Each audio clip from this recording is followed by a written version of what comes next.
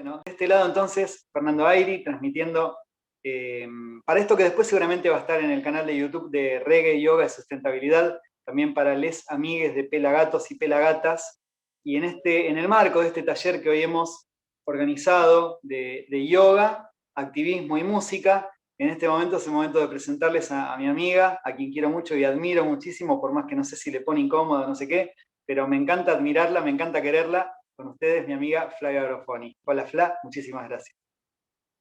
Hola Fer, hola a todos. Con algunos nos vimos hoy ya por la mañana, así que es probable que Fer y Gri vayan a reconocer algunas de las cosas que me gustaría proponer para charlar. Cuando hablábamos con Fer y yo le preguntaba, bueno, ¿cuál es la idea o qué le serviría a esta grupita que charlemos?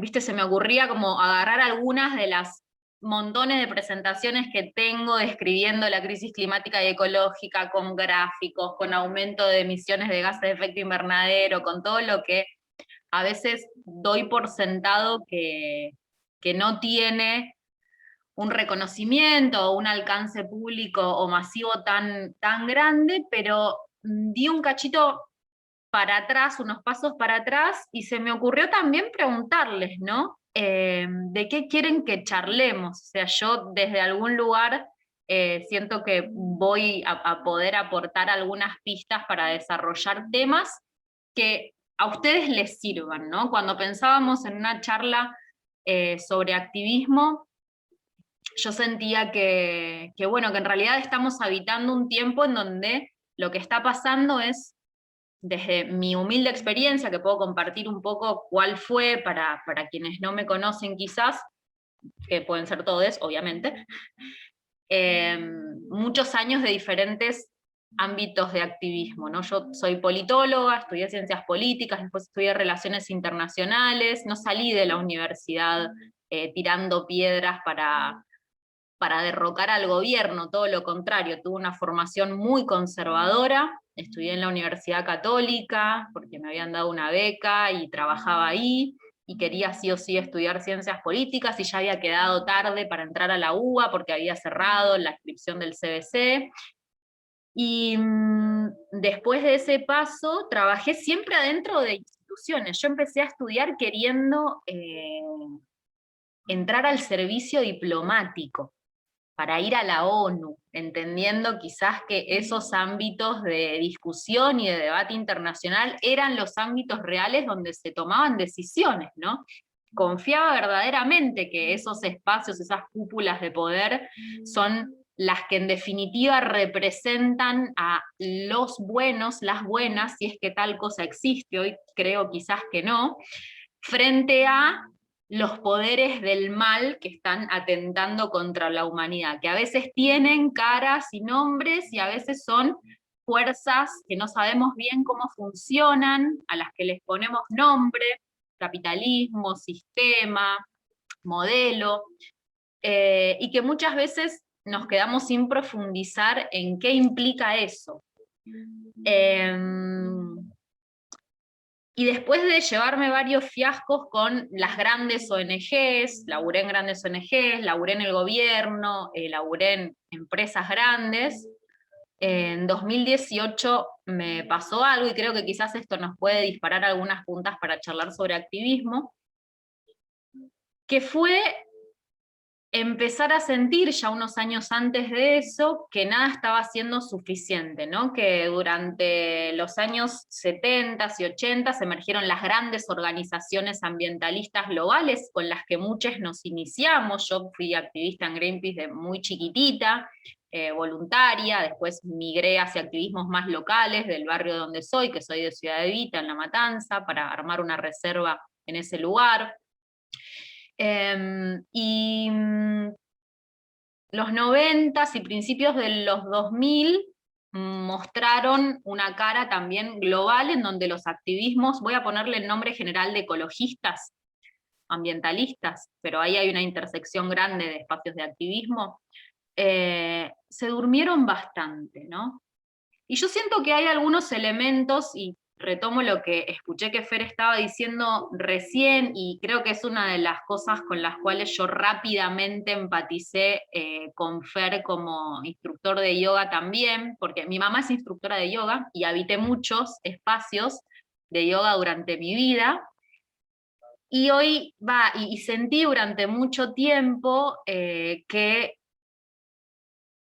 el sistema, voy a ponerle este nombre, pero ahora voy a definir qué es, supo utilizar muy bien algunas prácticas de autoobservación, de autoconocimiento, de integración del ser de nosotros como organismos vivos, pero a nivel individual, para profundizar la opresión, y ahora voy a explicar a qué me refiero con esto, dándonos de vez en cuando algunas pastillitas que hicieran que igual nos sintamos bien. Entonces en las corporaciones, en la empresa donde yo trabajaba, laburábamos 9 horas por día, los 5 días de la semana, pero una vez por semana nos hacían una horita de mindfulness, una horita de yoga, y así la máquina después seguía funcionando con todos en su box como robots trabajando para el sistema, pero nos habían dado un respiro, ¿no? Un respiro a mitad de la semana.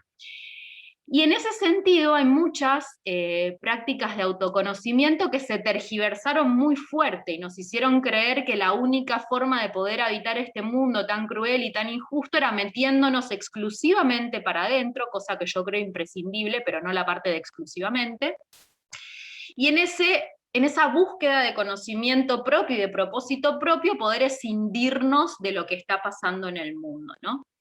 Y hay una frase muy interesante, una aproximación a lo que es el propósito, que es de Aristóteles en este caso, en donde la propuesta es que la única forma de realizarnos a nivel individual, es decir, como organismo vivo individual, es en aquel punto de intersección en donde nuestras vocaciones se cruzan con aquello que necesita el mundo. Y yo estoy convencida de eso, de que como partes integrantes de este organismo vivo que mencionaba recién, Gaia, Pachamama, como le querramos llamar, es muy difícil, diría imposible, que si verdaderamente estamos conectadas con este todo, podamos llegar a realizarnos personalmente si no estamos contribuyendo con el talento, el don, algo que todos tenemos y sabemos hacer bien, que el mundo está necesitando en este momento.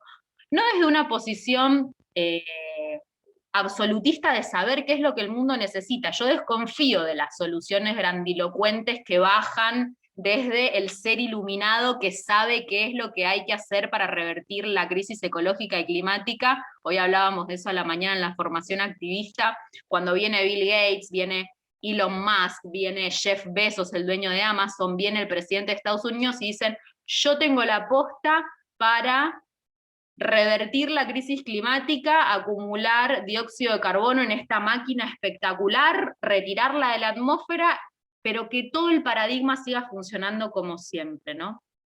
Y esas soluciones tienen una base profundamente mecanicista y patriarcal, y digo patriarcal desde entender al patriarcado no como una lucha entre hombres y mujeres, nada que ver, entendiendo al patriarcado como una estrategia y un sistema de opresión que funcionó muy bien para sentar las bases del desarrollo capitalista. Y defino capitalismo para mí de forma muy sencilla como una forma de organización económica y social que hoy cubre todo el globo, definió la civilización que hemos sabido construir desde la revolución industrial en el siglo XVIII hasta la fecha, y que sobre todo se aceleró durante los últimos 30, 40 años, ¿no? Vuelvo a mi historia personal porque hay algo que se cruza todo el tiempo. Les tengo que mostrar una cosa que es hermosa. Perdón, miren esta cosa. O sea, está acá al lado mío, mirando la pantalla, yo no sé qué hacer con esta belleza de ser. Hermoso, pausita. Bueno, en 2018 yo venía de haber hecho un duelo grande de mi último paso por las vías institucionales, que fue en el sector público. Durante 2014-2015 estuve a cargo de la Dirección de Estrategias Ambientales de la Ciudad de Buenos Aires, y participé de la campaña presidencial del 2015, armando plataformas ambientales, temas técnicos, pero que bueno, me tuvieron ahí como muy metida en la rosca política. Durante ese tiempo también pasé el embarazo de mi segunda hija, de Vera, con lo cual era toda una locura, porque yo estaba necesitando bajar a entender lo que menos estaba pasando, pero la política demandaba desde afuera, entendí y viví la toxicidad de un sistema que no permite nada que no sea la reproducción del poder y de la acumulación de poder todo el tiempo. Y bueno, fin del año 2015 renuncié a todo, pero a todo. O sea, renuncié a mi trabajo, renuncié a la organización de la que en ese momento era parte, que era el Foro de Ecología Política Los Verdes, y me encontré por primera vez en mi vida, durante los años 2016 y 2017, volviendo a bajar sobre el propio propósito, ¿no? Algo que yo siempre creí que estaba muy claro, porque yo desde que tengo uso de la razón sé que quería hacer política desde algún lugar, ¿no? Política entendida como participar en la construcción de herramientas que promulguen el bien común. Y de repente me salí de la última de las instituciones que se nos dice que son los lugares para generar cambios, ¿no? El Estado, las ONGs, las empresas, toda la institucionalidad está teñida de un halo en donde la esperanza la hemos depositado sin quererlo muchas veces o sin pensarlo verdaderamente en una estructura superior a nosotros que nos vaya a salvar de las cosas malas, ¿no? Entonces, pagándole los impuestos al Estado, sabemos que nos protege porque nos ofrece un sistema educativo, un sistema de cobertura de la salud, de seguridad social. Y en ese despegarnos de el saber lo que es imprescindible procurarnos para sostener y reproducir la vida, nos volvimos hiperdependientes, ¿no? Y yo me sentí medio en esa, 2016, 2017, todas las instituciones de las que había, Pausi, correte, corazón, había participado, después de 2 años es más o menos lo que estuve en cada lugar, porque pasé por muchos lugares, profunda frustración, desentrañar las causas que están llevándonos a la extinción, y después puedo contar por qué aseguro esto con tanta liviandad, pero tiene mucho de dato y es de lo que suelo hablar. No estaban trabajando ni para protegernos, ni para nuestro bien común, estaban funcionando al servicio de intereses poderosos mayores, en donde los gobiernos y las instituciones en las que confiamos buscan solamente reproducir los privilegios y el status quo de quienes verdaderamente hoy detentan el poder en esta estructura de la que hablamos recién, que es la hipercapitalista, ¿no? Que son corporaciones que hoy no están ancladas en territorios, que tienen representantes en muchos gobiernos del mundo, pero que negocian sus intereses en base a un solo objetivo único, que es ganar dinero, reproducir indefinidamente la creación y acumulación, sobre todo, de riqueza material. Esto está documentado muchísimo por un montón de investigadoras, investigadores de las ciencias sociales sobre todo, pero también de la física. Vandana Shiva es física y es una de las personas que hoy en el mundo está hablando, de hecho su último libro, que hoy Fer seguro lo tiene a mano por ahí, Fer Sarska, que es, siempre me olvido, versus el 1%, es como la humanidad versus el 1%, o sea, está demostrado que el proceso de acumulación de riqueza que se hiperaceleró después de la caída del muro de Berlín, privilegió una cúpula muy chica de personas que hoy en el mundo son las que detentan el poder real. Unidad versus el 1%. Ahí va, esa unidad somos todos nosotros. 2016 y 2017 me dediqué a hacer consultorías, a profundizar en otro tipo de capacitaciones. Me formé en desarrollo regenerativo, que empezaba a vislumbrarse como la evolución, si se quiere, del desarrollo sustentable. Pero también en ese mismo momento empecé a bajar a los territorios rurales de Argentina, ¿no? Y yo había habitado espacios de activismo del estilo Greenpeace, ¿no? Subámonos al barco a salvar a las ballenas. Yo quería salvar a los animales, era lo que más me interpelaba. Y de repente empiezo a trabajar con gobiernos municipales en la ruralidad argentina y me encuentro con lo que para mí es el gran drama de nuestro país, y me arriesgo a decir que el gran drama que nos está llevando a la crisis climática y ecológica de base, que es el modelo agroindustrial, ¿no? Yo empecé a trabajar con municipios que querían alejar de los cascos urbanos la aplicación de agrotóxicos.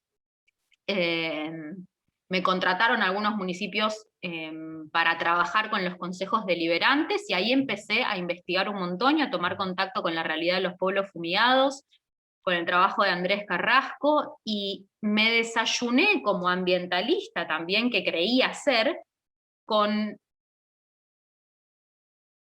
un genocidio. Y tiene esta palabra, ¿no?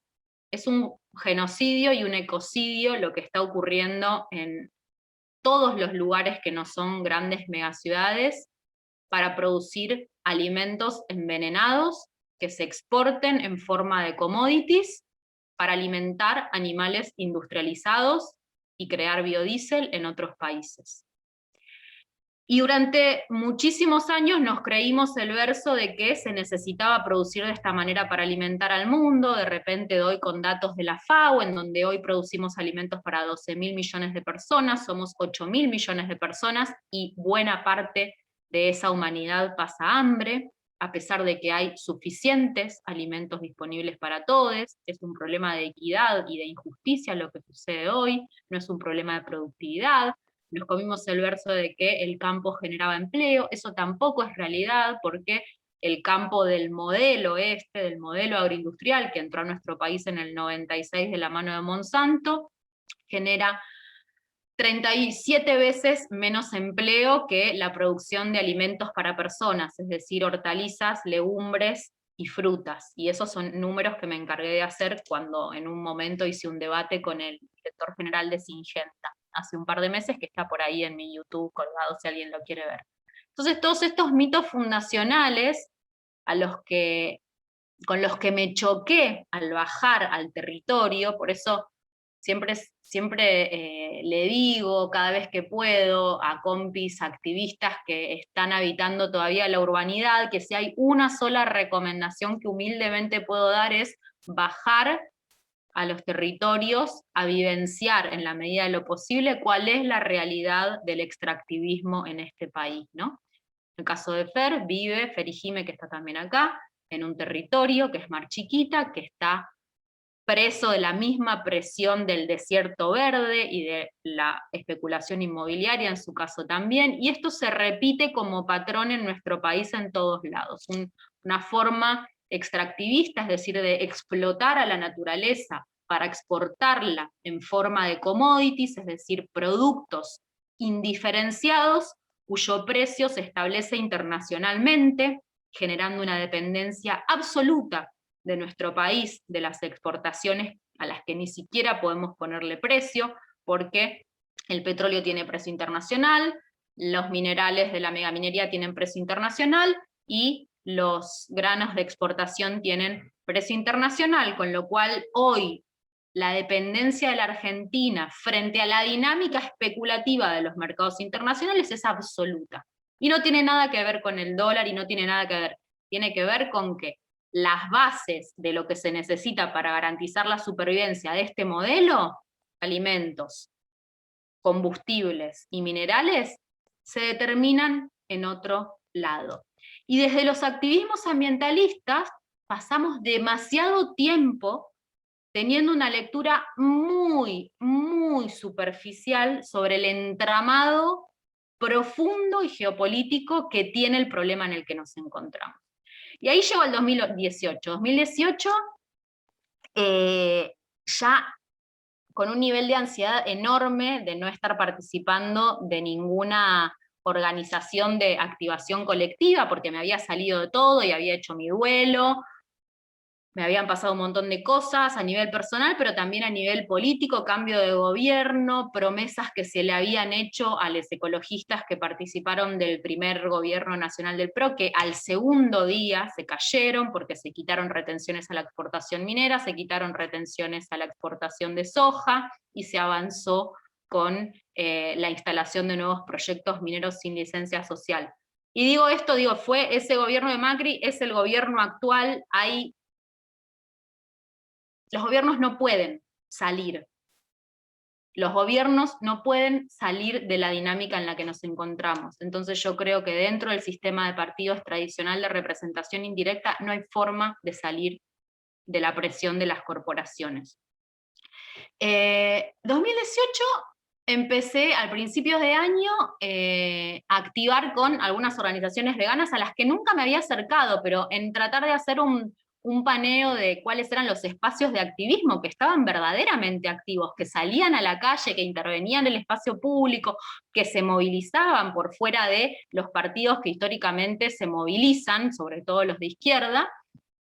Y a partir de empezar a involucrarme, una amiga, Male de Boicot, un día, abril del 2018, me manda abril del 2019, no, abril del 2018, octubre del 2018, perdón, me manda un video de unos locos que estaban en Londres ahí no estaban rompiendo todo, algunas cosas sí las estaban rompiendo, los bancos, pegándose a los subtes, metieron un bote rosa en el medio de Trafalgar Square que se llamaba Berta Cáceres, estaban llevándose presos a todo el mundo, y conocí lo que es el movimiento Rebelión o Extinción, Extinction Rebellion, del cual soy cofundadora en Argentina, y digo, anecdóticamente es este espacio del que formo parte, porque yo ya no me caso con nadie, lo digo siempre, digo, XR es un movimiento más como muchos otros de activismo, pero con algunas propuestas que nada tienen que ver con sostener el status quo, y se proponen como en desobediencia civil, considerando que el contrato social que firmamos con nuestros gobiernos está roto, y eso nos habilita a incumplir con la ley para garantizar nuestra supervivencia, que es exactamente lo que yo siento que es el punto en el que estamos hoy. En 2018 emerge Greta Thunberg también como líder global, batiendo la posta sobre la situación en la que estamos, diciendo, loco, nos vamos al tacho pasado mañana. La máxima autoridad climática, el panel intergubernamental sobre cambio climático, nos dicen todos estos informes, especialmente en un informe que sale en 2018, que se llama 1.5, que si no reducimos nuestras emisiones de gases de efecto invernadero a la mitad para el año 2030, y vamos hacia un modelo de producción que sea carbono neutral hacia el 2050, vamos a superar el aumento de temperatura global en más de 1.5 grados. Y esto quedó como ahí flotando, Greta da una charla TED, aparece Rebelión o Extinción, y empiezan a hacer los números también. ¿Qué implica todo esto? ¿Qué es 1.5 más? Y todos los científicos empiezan desde ese año, y un punto de inflexión muy fuerte en octubre del 2018, en donde la comunidad científica global empieza a sacar informes todos los meses alertando sobre la gravedad de la situación en la que estamos.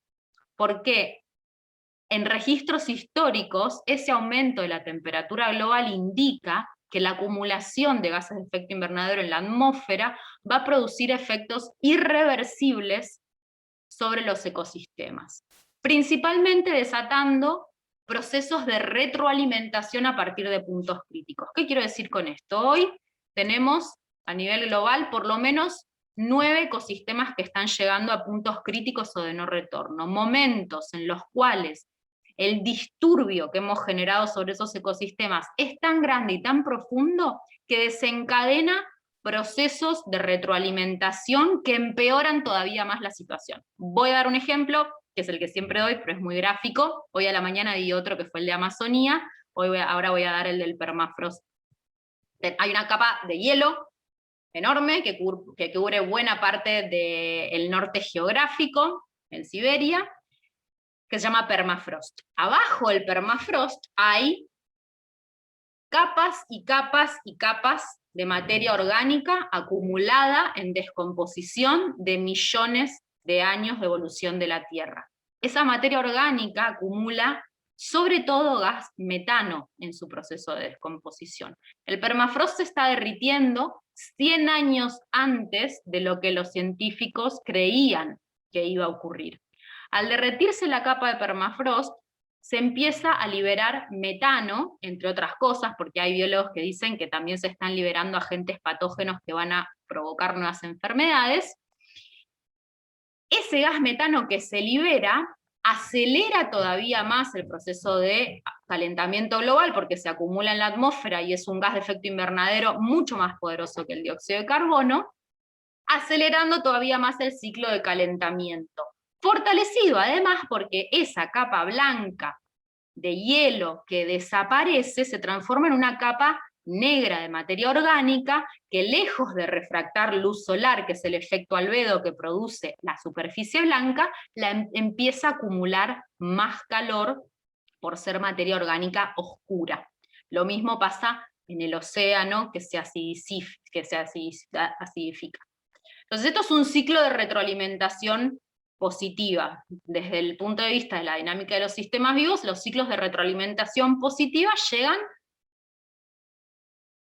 a desencadenar cosas que no podemos prever, porque desde una visión mecanicista y lineal creemos que podemos predecir el comportamiento de los sistemas vivos, en este caso de los ecosistemas, y eso la comunidad científica hoy nos dice es nuestra principal preocupación con la crisis climática. No sabemos cómo van a reaccionar los sistemas una vez atravesado ese umbral de 1.5 grados.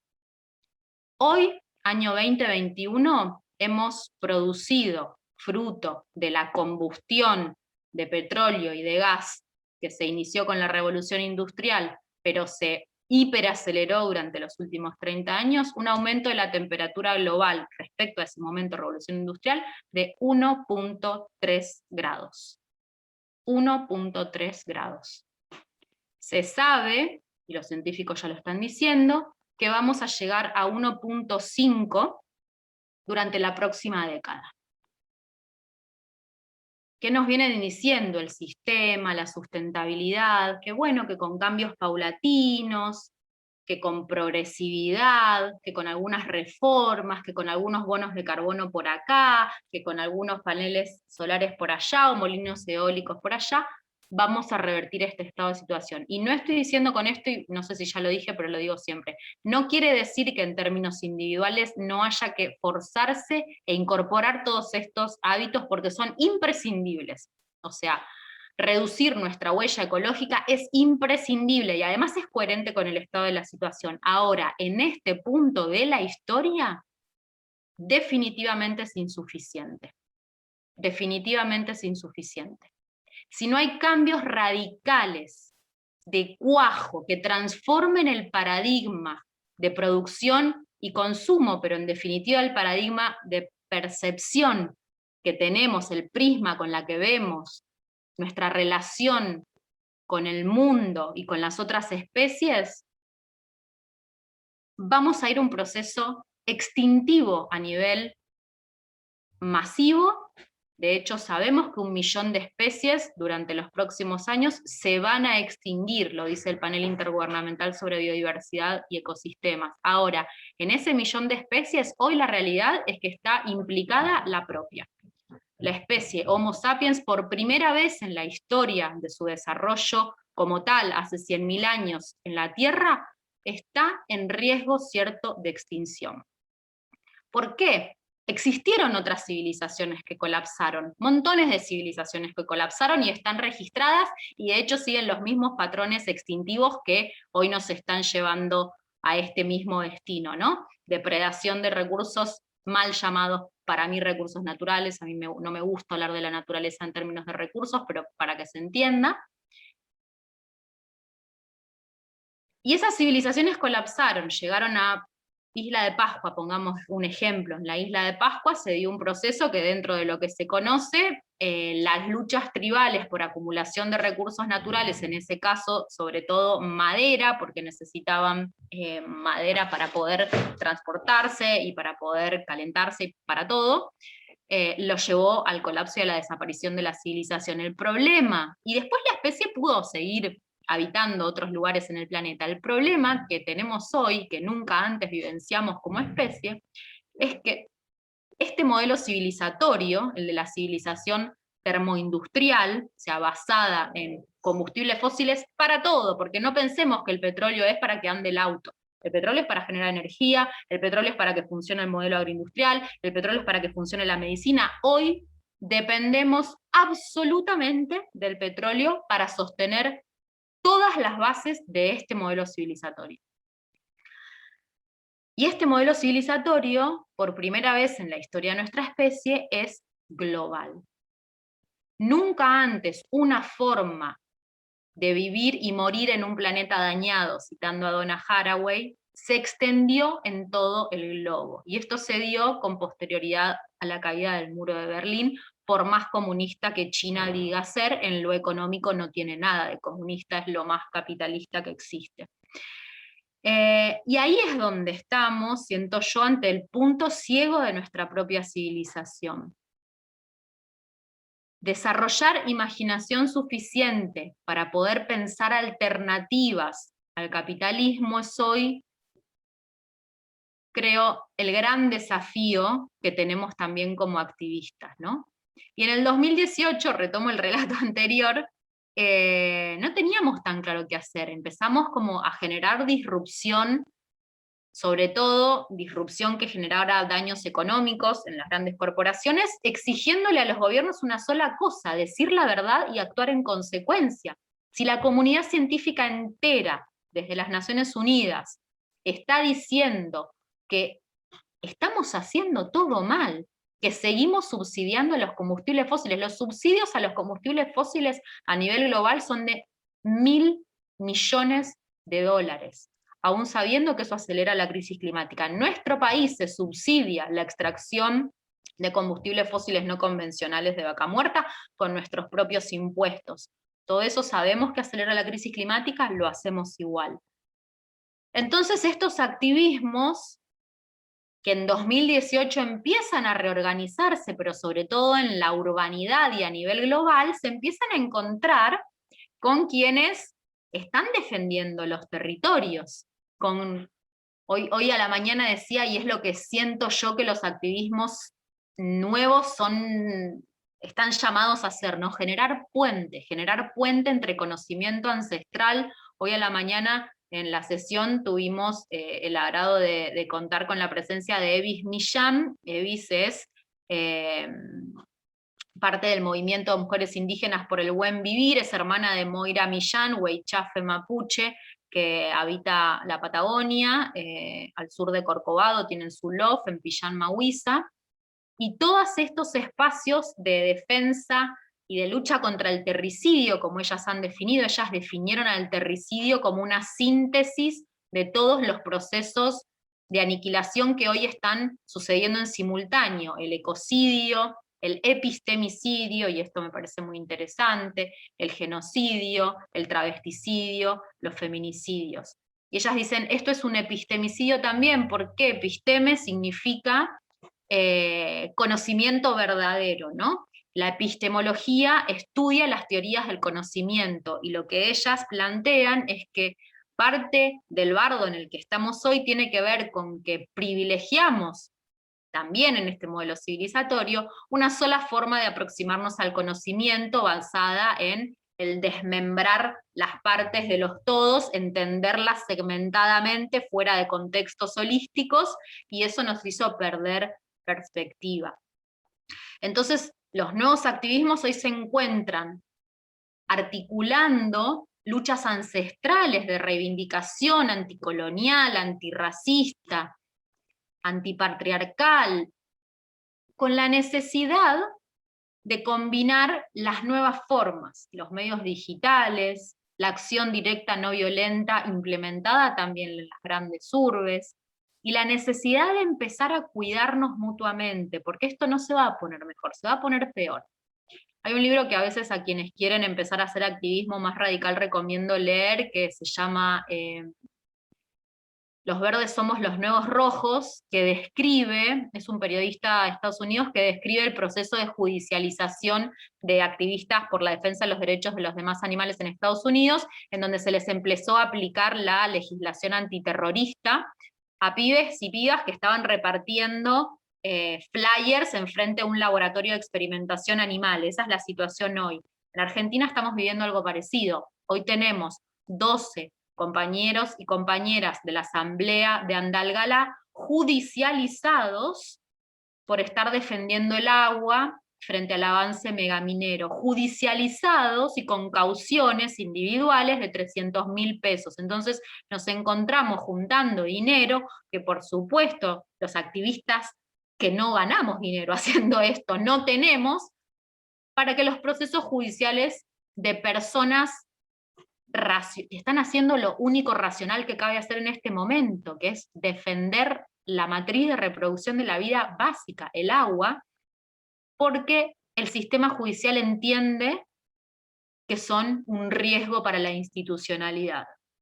Cuando ayer a la noche hice un vivo con una compañera de Jujuy, con María Victoria, que es antropóloga, en donde están una vez más levantándose. Ella vive en Huacalera, que es muy cerquita de Tilcara, hasta 14 kilómetros, en la quebrada de Humahuaca, y por enésima vez están teniendo que denunciar cateos mineros para hacer minería de uranio, que violan todas las legislaciones. Violan el convenio 169 de la OIT, que es el que indica, tiene rango constitucional en nuestro país, e indica que los proyectos extractivistas que ocurren en territorios indígenas tienen que tener el consenso comunitario. Por supuesto no lo pidieron, violan las ordenanzas municipales que prohíben la megaminería a cielo abierto, pero cuando el activismo se organiza, después de haber agotado todas las instancias institucionales disponibles, para decir esto no va a pasar, empiezan los procesos judiciales. Y desde ese lugar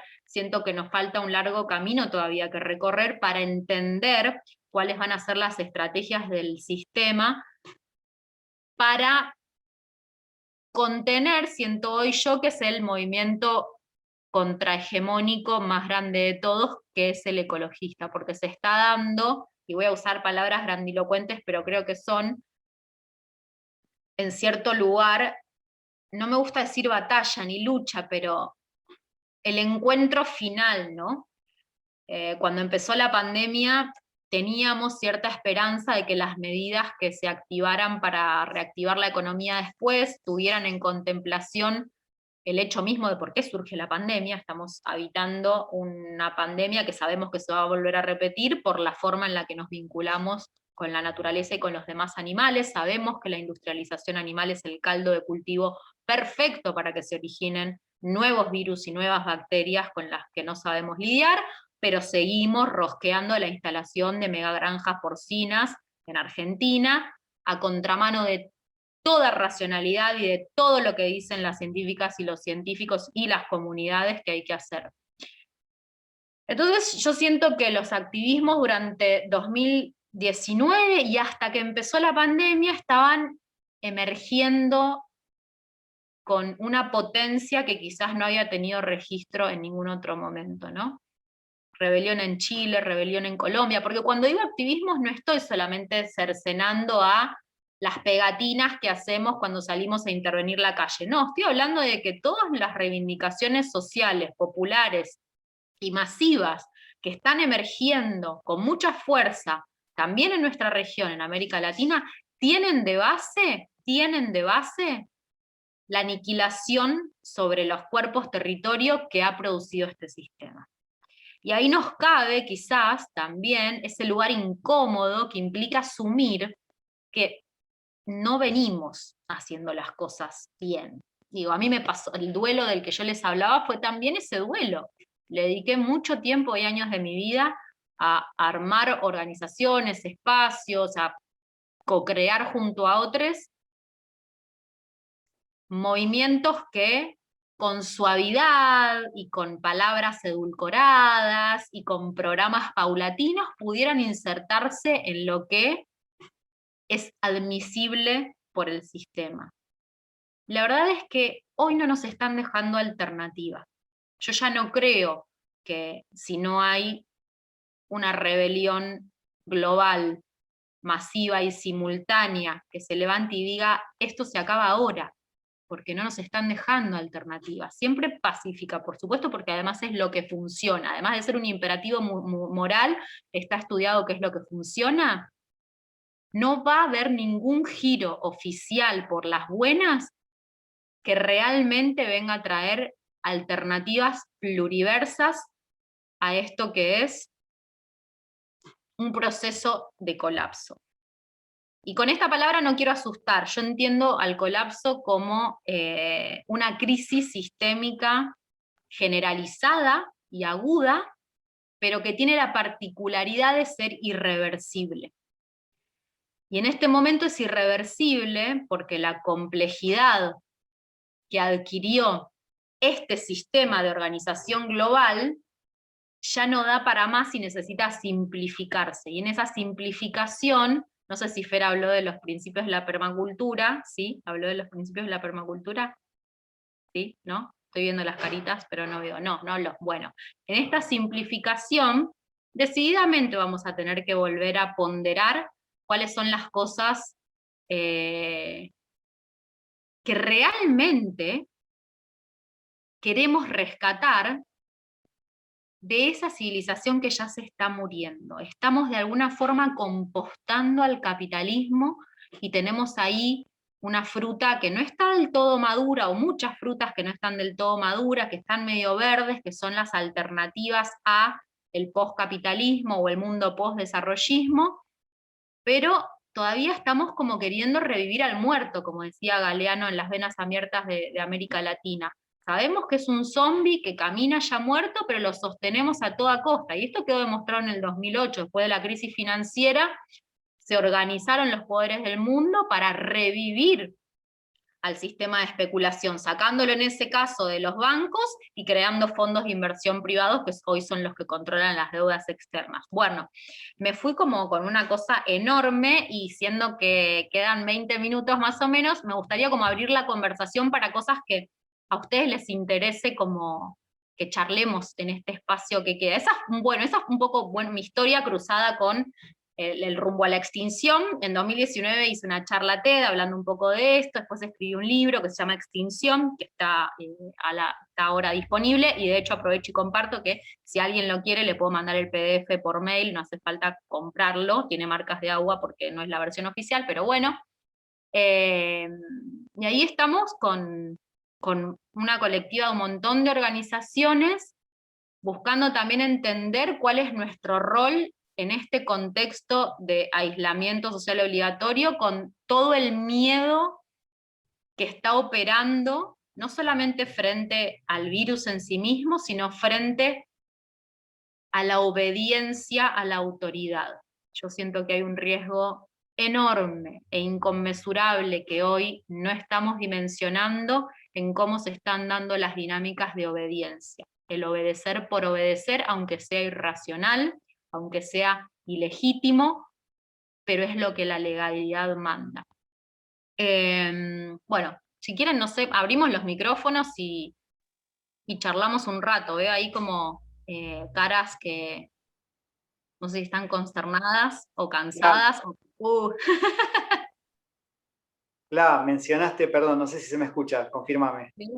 Sí, Bueno, mencionaste los principios de la permacultura, no llegué a vincular la permacultura al yoga, pero en buen momento mencionar los principios éticos, ¿no? El cuidado de las personas, el cuidado de la tierra o el cuidado de los ecosistemas y el reparto equitativo. En este punto la permacultura habla del reparto equitativo de excedentes, algo que a priori atenta en contra de la cultura de la acumulación, esto que nos tiene tan enfermos y enfermas como humanidad, ¿no? Que el 1% acumule tanto y que de repente haya otra parte, como el 99% restante, con tantas carencias. Pero la permacultura, que nació ya a fines de los 60, principios de los 70, en este punto vincularla al inicio de este encuentro, de este taller con el yoga, porque me gusta pensar de que el yoga es la permacultura del ser. Necesitamos principios de diseños para, en cierta manera, construirnos de una manera positiva para no ser tan nocivos y nocivas en nuestro paso por la Tierra. O sea, si seguimos siendo tan nocivos y tan dañinos con los ecosistemas, obviamente vamos camino a todo lo que Flavia menciona, y por eso es que me gusta o nos gusta, lo hablo en plural, hacer este tipo de relacionamientos, relacionar al yoga con el activismo, porque quiero traer a este punto de la charla un encuentro muy grande como en la historia, cuando Gandhi logra en definitiva la independencia de la India, se reúne con sus devotos, que eran la organización que Gandhi tenía, la organización gandhista, eran los que bancaban a Gandhi en todas las movidas, ¿no? En las huelgas, en los paros, en las caminatas, en todo lo que Gandhi hacía, había un montón de devotos y devotas por detrás que lo bancaban, estaban convencidos de que ese era el camino, la desobediencia civil pacífica. Hasta que uno de esos devotos, Srila Prabhupada, entiende que ya lograda la independencia de la India, había que intentar otro tipo de deconstrucción, que era la deconstrucción del ser. O sea, ya se había logrado un objetivo, digamos, territorial, un objetivo que era la libertad de un país, dejar de ser colonia, algo que es totalmente inentendible, inescrupuloso, bueno, una parte de la historia que todavía sigue existiendo a nivel global, pero Srila Prabhupada empezó a entender, y por eso él viaja a Norteamérica, a Estados Unidos, con la intención de regenerar al ser. O sea, hay un montón de luchas colectivas con objetivos en contra de los terricidios, en contra de los ecocidios, pero también tenemos, o sea, es en paralelo, esto de construirnos, edificarnos desde lo individual, diseñarnos desde los principios de la no violencia, desde la honestidad, y desde transitar estas charlas que a priori yo les dije, les advertí que iba a ser incómodo. O sea, no digan que no les dije, les dije que esto iba a ser incómodo. Flavia lo habla de una manera muy natural y lo que nos está diciendo creo que quedó muy claro. Bueno, nada de asustarse, nada de irnos para atrás, a seguir conquistando las calles, a salir a las calles, como dice Flavia, con amor y furia, como ese eslogan tan hermoso de XR, porque necesitamos ahora más que nunca estar juntites en pos de esas conquistas que son urgentes, ¿no? Bueno, eso, manera. Sí. ¿Alguien tiene ganas de compartir algo? Porque yo soy de mandarme a hablar y no paro, pero no está bueno. Así que algo que les resuena, estaban como algo de esta data ya la tenían. Yo no compartí mucha data empírica, la puedo dar, digo, en esto de que quedaban 10 años para no superar la barrera de aumento de la temperatura global, hoy estamos en 6 años y medio, según el último reporte del IPCC, del Panel Intergubernamental sobre Cambio Climático. Hay, bueno, esto es como tiene una cosita un poco técnica, pero la simplifico. Tenemos un presupuesto de carbono disponible, ¿es verdad? Una cantidad de carbono que puede almacenarse en la atmósfera para no generar una disrupción tan grande como la que se espera que vaya a suceder. Ese presupuesto de carbono, siguiendo la tendencia de emisiones que tenemos hoy, le quedan 6 años y medio. Si en 6 años y medio esa transformación no es total, los cambios y las alteraciones son irreversibles. Es decir, vamos a tener que aprender a vivir en un planeta, como dice Donna, dañado, aprender a vivir y aprender a morir. Y esto es parte fundamental de lo que decía Fer también recién. Los activismos nuevos no solamente salen a las calles, toman un ministerio, se encadenan a un banco, también trabajan y debemos profundamente trabajar sobre nuestra propia cultura regenerativa. Si estamos al servicio de una causa que creemos justa, porque sobre todo se para sobre la no opresión, o sea, cuando uno empieza a desandar las construcciones opresivas que nos llevaron al lugar en donde estamos hoy, hay muchísimos escaloncitos que tiene esta escalera, y como decía, quien quiera profundizar un poco en teoría de la desobediencia civil, recomiendo leer a Henry David Thoreau. Thoreau es un naturalista y un filósofo de los Estados Unidos, que en 1848 escribió un ensayo muy breve que se llama Del deber de la desobediencia civil, en donde a partir de un episodio en el que lo meten preso porque no quiso pagar los impuestos, y no quiso pagar los impuestos porque en ese momento Estados Unidos estaba en guerra con México y no había abolido la esclavitud, entonces él no quería, no podía soportar, su ser no podía soportar ser parte de esa estructura de opresión, y ser parte también era, con sus recursos, abonar a que se sostengan las Fuerzas Armadas en ese caso, y las fuerzas que en ese momento reprimían los intentos de liberación de la población afrodescendiente. Entonces Thoreau dijo, yo no los pago, ¿cómo? Fue a lo más básico, ¿no? ¿Cómo voy a parar mis privilegios sobre esta estructura de opresión y seguir reproduciéndola, financiándola? El dejar de pagar los impuestos es una gran herramienta de desobediencia civil si se logra llegar a una masividad suficiente, porque todos tenemos miedo que nos corra la FIP.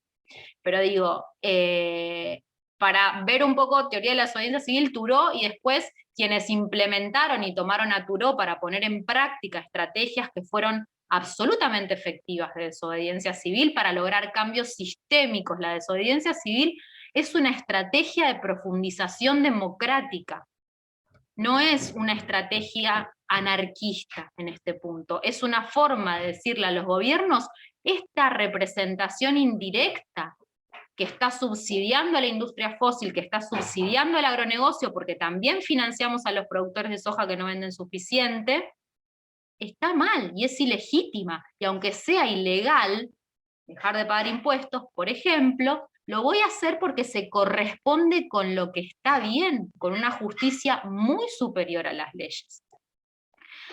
Martin Luther King y Gandhi fueron los grandes practicantes de la desobediencia civil pacífica, exitosa, porque en ambos casos tuvo éxito, si se sostiene. Hay varios requisitos que llevan a estrategia de desobediencia civil a tener éxito. Sostenerse en el tiempo es una de ellas, generar disrupción económica en aquello que se quiere cambiar es una de ellas, mantenerse profundamente no violentos es una de ellas, y llegar a una masa crítica, que no tiene que ser convencer a todo el mundo, que esa es otra gran falacia por la cual a veces no nos movemos. Creemos que la tarea es tan enorme, imposible llegar a la masividad, imposible, que sostenemos también el discurso de que nunca vamos a llegar. Y la realidad es que las estrategias de desobediencia civil que funcionaron a lo largo de la historia, esto lo pueden buscar, hay una charla TED de Erika Chenoweth, que pueden ver, compartieron como patrón haber juntado al 3.5% de la población. 3%. No 10, ni 20, ni 30, ni 50, no. Si somos una masa crítica, consciente, convencida y con coraje, podemos transformar las decisiones, en este caso de los gobiernos, que nos están llevando a una situación imposible. Entiendo que quedan 6 minutos y retomo esto último del coraje porque yo siento que es imprescindible en este tiempo, y para eso también necesitamos muchas herramientas y espacios entramados colectivos para sostenernos mutuamente. En Rebelión o Extinción le llamamos cultura regenerativa. Tener una práctica corporal y espiritual sostenida, el yoga sintetiza eso, porque habla de unidad, de interrelación. La ecología, la ciencia de la ecología, justamente la ciencia que estudia los patrones de relacionamiento de los sistemas vivos. Hay algo implícito en mirar al mundo con un prisma de sistemas vivos que habla de la integración en el todo, pero esa integración en el todo no es nunca desde un lugar pasivo, y no es nunca en un lugar homogéneo. En la naturaleza la homogeneidad es muerte. Si no nos animamos a entramarnos colectiva y de forma diversa, vamos a ir muriendo lentamente, muy lentamente. En la naturaleza los triggers, esos puntos que habilitan la coevolución, son la aparición de anomalías. Yo siento que hoy los activismos tienen que ser anómalos, lo más anómalos posible, salirnos de lo que venimos haciendo, y sobre todo poner en acción todas las intenciones. Hay millones de formas. Yo creo que comunicarnos también a través de la intervención de los espacios públicos, hoy en este contexto de retracción hacia la esfera privada, es una gran herramienta. Y los activismos que están haciendo intervenciones en el espacio público son muy efectivos en llegar con mensajes espectaculares, no solamente digitales, y esto lo quiero dejar muy en claro. El activismo que se queda en la pantalla no funciona, no funciona. Y fue uno de los grandes alicientes que, como contaba recién el caso de la corporación con una horita de mindfulness, también dinamitó los activismos de acción directa que existían en los 80s y en los 70s. Las pantallas, el firmar una petición en Change, el compartir algo en Instagram, no es suficiente. Es mucho más desafiante que eso ocurra, pero que además esta conversación la traslademos a nuestros espacios de interacción social, que yo creo que si me preguntan, bueno, una cosa, ¿qué es lo que puedo hacer para aportar o qué sé yo? Está bien, no vamos a decir, vamos todos a cortar la calle, probablemente no sea ni siquiera efectivo que hagamos eso en este contexto, pero animarnos y empujarnos a ese lugar de incomodidad, que es tener estas conversaciones, inaugurarlas en nuestros espacios sociales, sería para mí la gran cosa que podemos hacer. Porque yo podría decir dejar de comer animales, sí, en términos empíricos es lo que más impacta en el estado de la tierra, además, bueno, yo soy vegana, pero además de las cuestiones morales vinculadas a eso, o éticas.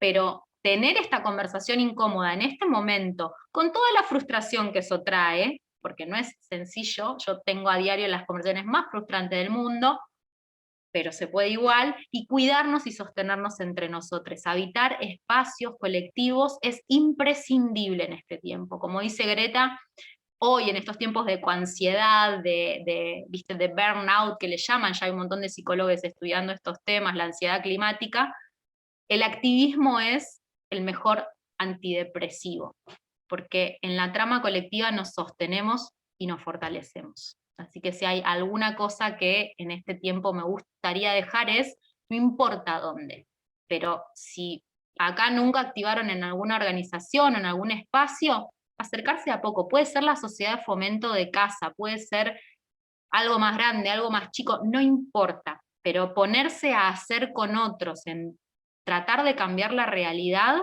nos lleva a nuevas formas de construir conocimiento que, como dice el gran Damián Berseñasi, no va a haber nuevo conocimiento si no es de construcción colectiva.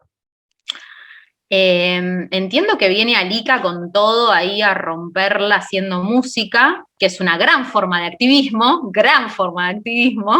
así que yo me voy callando. Está bien, Fla, la verdad que un placer, más allá de la info que traes, es hermoso siempre escucharte. No sé si alguien quiere decir algo, pero también esto que acabas de decir al final, qué importante en esto de la cotidianidad, cuando elegimos a qué música darle play, cuando elegimos el plato de comida, y esto de la pasividad del activismo de pantalla, ¿no? De estar posteando diferentes cositas mal que están sucediendo y de repente estar con la cajita infeliz de Mac no sé cuánto. Mac mierda. Mac mierda, ahí va, bien dicho. Y otro montón de cosas que tenemos que empezar a cambiar sí o sí, este es el momento de hacerlo, y entre esas cosas que tenemos que empezar también a consumir, además de estas charlas incómodas, es empezar a hacer política desde el plato de comida que elegimos, desde la música que consumimos, y qué mejor que consumir las letras conscientes que, por ejemplo, tiene la amiga Lika. Agradecerte a vos, Fla, y no sé si hay alguna pregunta, después lo pueden hacer. Obviamente Flavia tiene las redes sociales, están colapsadas desde hace un rato ya, pero me pueden hacer las preguntas a mí y yo en el momento que la veo a Flavia se las puedo trasladar. Así que agradecerte nada más por todo lo que... Y como siempre, amiga, informando de lo que hay que saber, ¿eh? Lo que hay que saber hoy lo traigo de manera magistral.